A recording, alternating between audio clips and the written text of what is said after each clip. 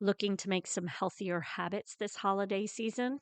Make sure to check out our Moving Through Midlife community over on Facebook, as we are doing a Planksgiving event where we are doing daily plank workouts.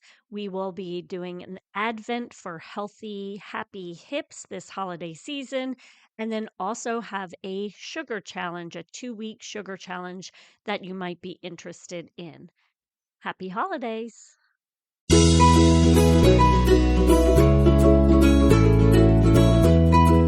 Welcome to Raising Healthy Humans, a podcast created for busy moms, where you can easily find information on health and wellness for your family. Enjoy experts who share tips on how to raise children through each phase of life. Gather current information on nutrition and wellness, and listen to Courtney, a health coach, movement specialist, and founder of FormFit, an active and supportive community where she helps busy moms move more. On Raising Healthy Humans podcast, Courtney shares her personal life experiences, training, knowledge, and conversations with other health and wellness experts so you can raise healthy humans.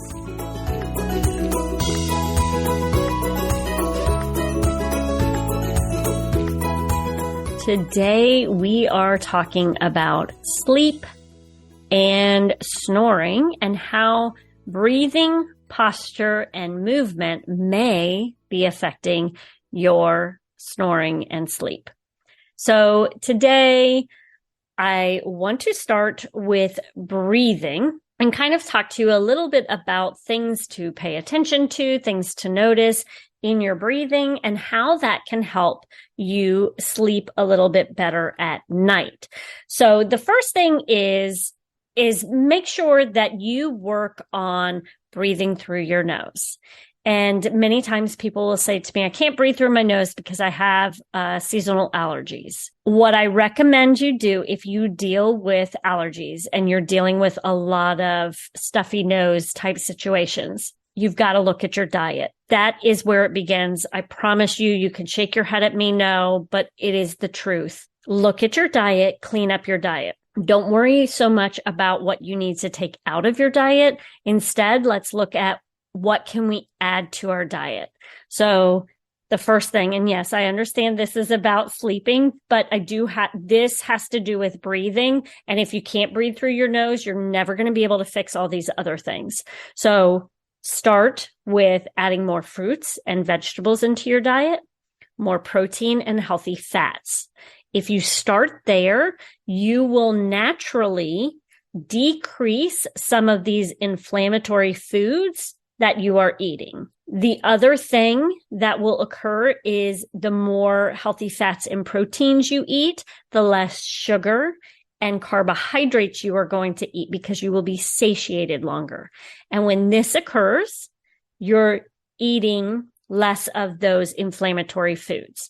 So I always try to focus on what we can add in rather than what we need to strip away. Once you can start working on that, you will decrease inflammation in your body naturally, which will allow for you to breathe a little bit better. The other thing that you need to do is work on practicing breathing through your nose. Okay. So even if you deal with congestion, start work on breathing through your nose.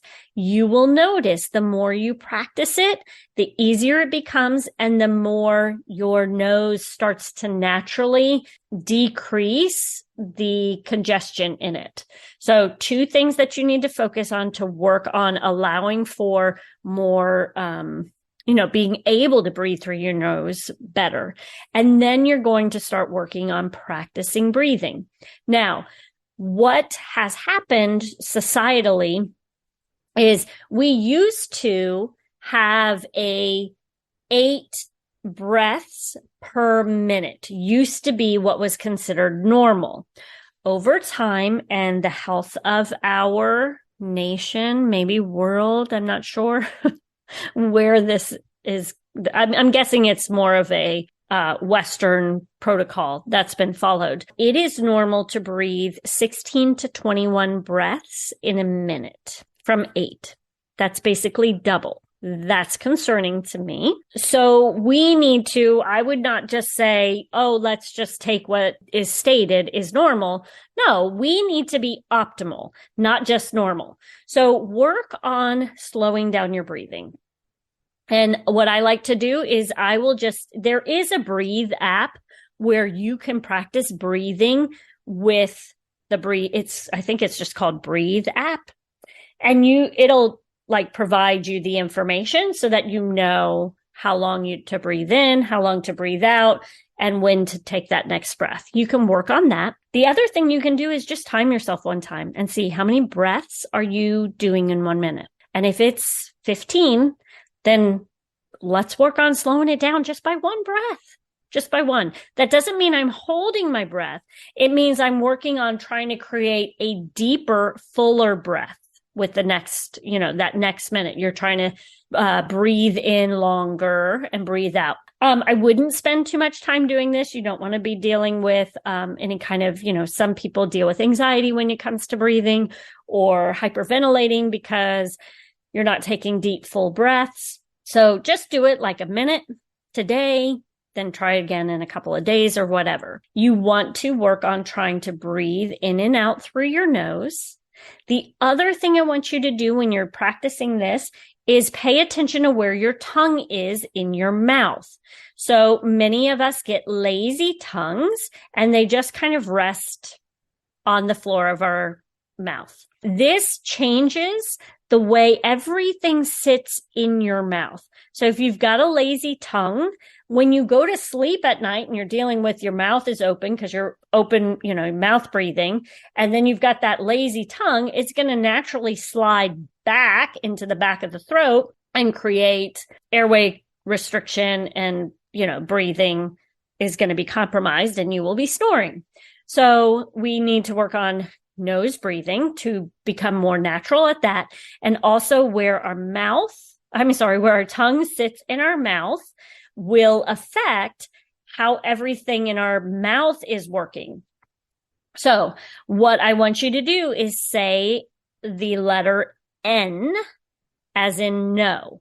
So say where your tongue is when you say that is where the tongue should rest. Now, the difference is when I say it's more of the tip of my tongue that's pushing up into the roof of my mouth. What I need to do is once I say I'm then going to suck the mid portion of my tongue up into the roof of my mouth. So I'll go and then when I do that, I've sucked the mid portion of the tongue in my mouth and I'm now letting the tip of my tongue just kind of rest. And it shouldn't be touching anything. It should just be kind of resting there. So that is how you want to work on tongue strengthening, basically is what it's going to be helping you to do. Naturally putting your tongue in the proper place of your mouth, which will help you to naturally strengthen the muscles in your mouth. Especially your tongue. It will help to possibly start to widen that palate a little bit to create a little bit more space.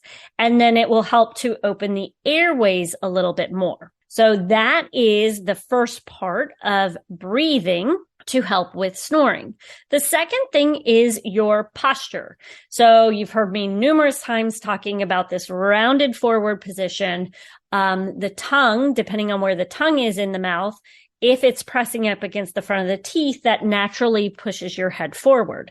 So get that tongue placement right and then start working on thinking about lengthening so that the part of your ear, like say the middle of your ear, is in line with your shoulder. And I have information about aligning in your car that will help you kind of sit more upright.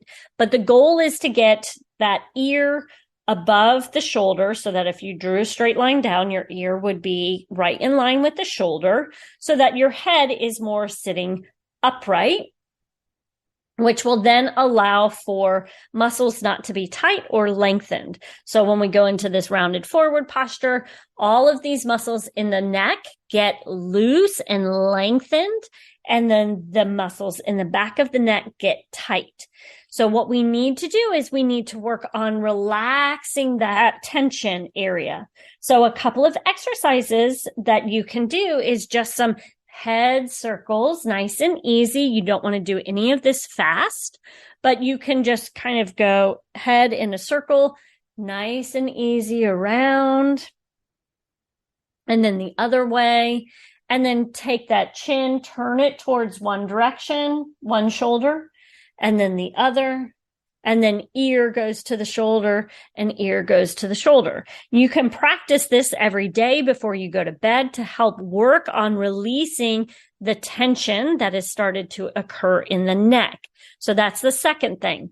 I would also make sure if you are sleeping with a high pillow, I would start working on trying to bring that pillow size back down to lower so that you aren't jutted forward when you're sleeping, because that there again is going to change how the airway, it will become more constricted. If you think about like a straw, a bent straw, the airway is constricted. We want to work on trying to bring it back up and down, regular so that it has more open flow of the airway. And then the last thing that I want to talk about is this interesting article that I read. It was a study that was conducted in 2017 in respiratory physiology and neurobiology. And it was conducted by the Center for Biotechnology Information. And basically what they did is they took 16 people, and I know this is a very small study, but I love how they did this study because they kind of tested it over themselves, and you'll see what I'm talking about in a moment. My feeling is always, so when you have these different companies, there's not a lot of money behind some of these studies compared to other studies that have a lot of money behind it. So that doesn't mean that the data is not valuable information. It still provides a lot of information. And if this means that I don't need to have surgery or some sort of medical equipment and I can work on something naturally, what is it going to hurt me?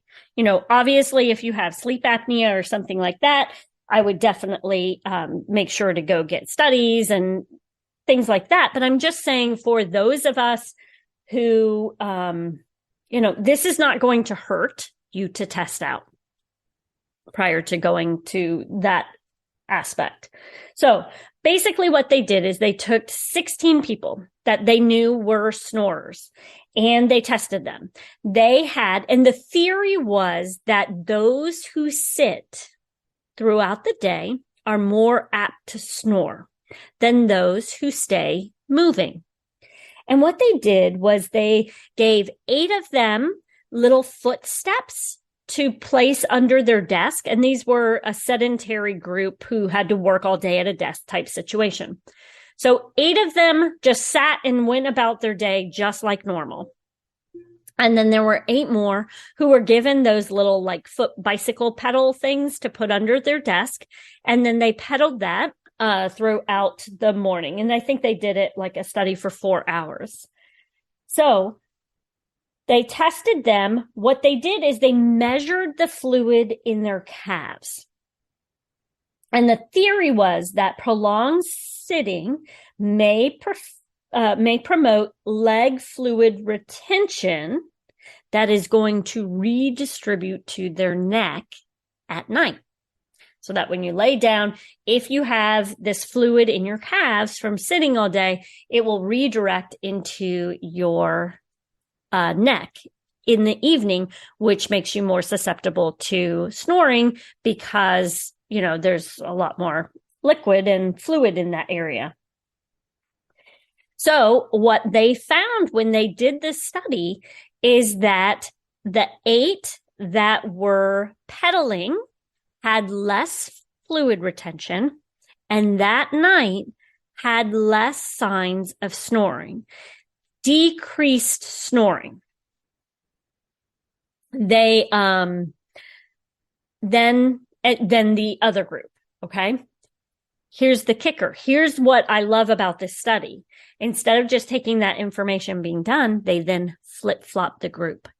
So then the next night, the other group got the pedals, or the next day, the other group got the pedals. So that was the group that was snoring so much. So the next day they had the pedals and they were doing the pedaling, while the other group who wasn't snoring as much now are sedentary. The exact same thing occurred. The group that was pedaling, they did not snore as much as the group that was sitting sedentary.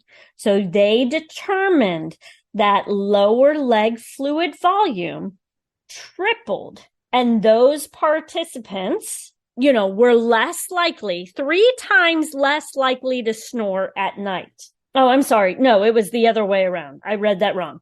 The ones that were sedentary tripled. They were more likely to snore. The ones that kept moving dropped by more than half. So they were less likely to snore. So yes, of course, there are some other things that may be involved in this. And that's why this is just one aspect. So things that you can do right now to start helping if you or someone in your family deals with snoring.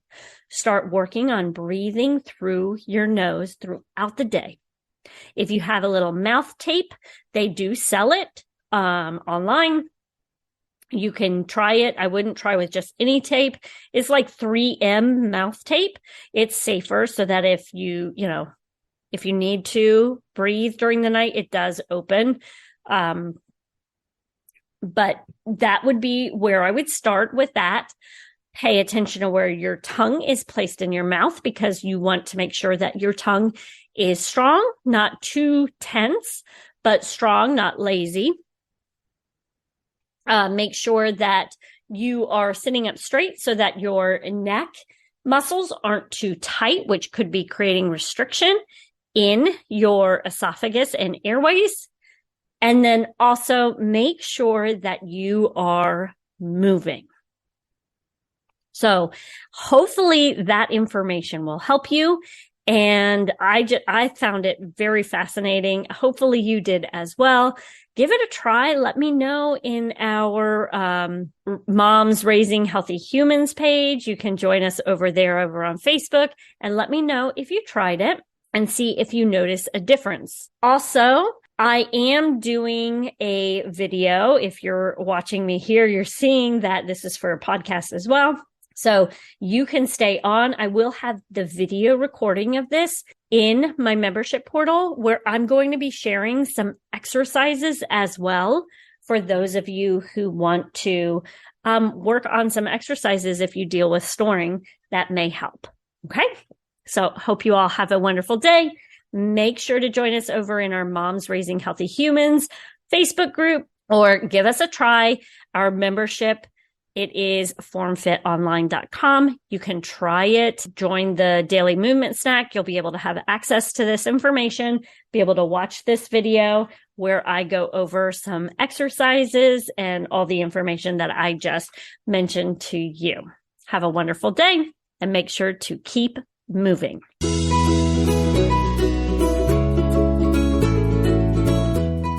Thank you so much for taking time out of your day to listen to our podcast.